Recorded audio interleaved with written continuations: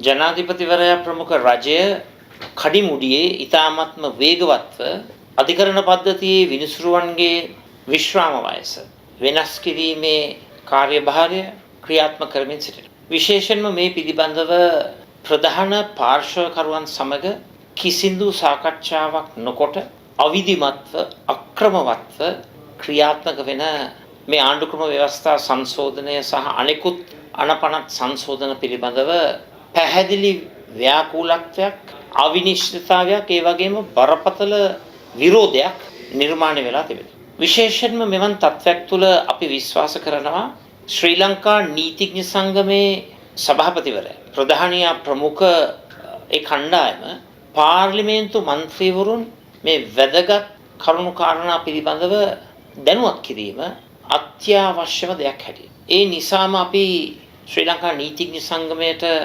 ආරාධනා කරා එළඹෙන බදාදා දින පාර්ලිමේන්තුවට ඇවිල්ලා සමස්ත මන්ත්‍රීවරුන්ට 225ට මේ සිදු කරන්නට බලාපොරොත්තු වෙන වෙනස්කම් සංශෝධන පිළිබඳව කරුණු පැහැදිලි කිරීම වැදගත් කියන කාරණා. සත්‍ය වශයෙන්ම එය අත්‍යවශ්‍යම කාරණා.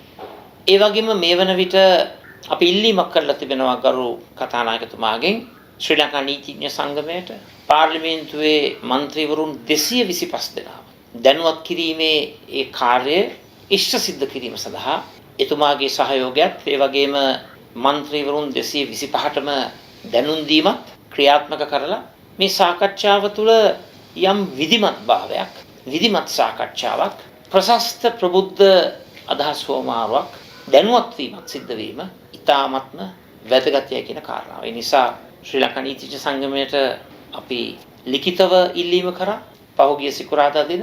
අද අපි මේ මොහොතේ ඉල්ලීම් කරනවා බදාදා දවසේ සවස් 3ට පාර්ලිමේන්තුවට ඇවිල්ලා ඒ කමිටු කාමරයක 225 දෙනාම මේ සිදුවන්නට බලාපොරොත්තු වෙන ක්‍රියාදාමයන් පිළිබඳව පැහැදිලි විධිමත් අදහස් ඉදිරිපත් කිරීමක් කරන්න.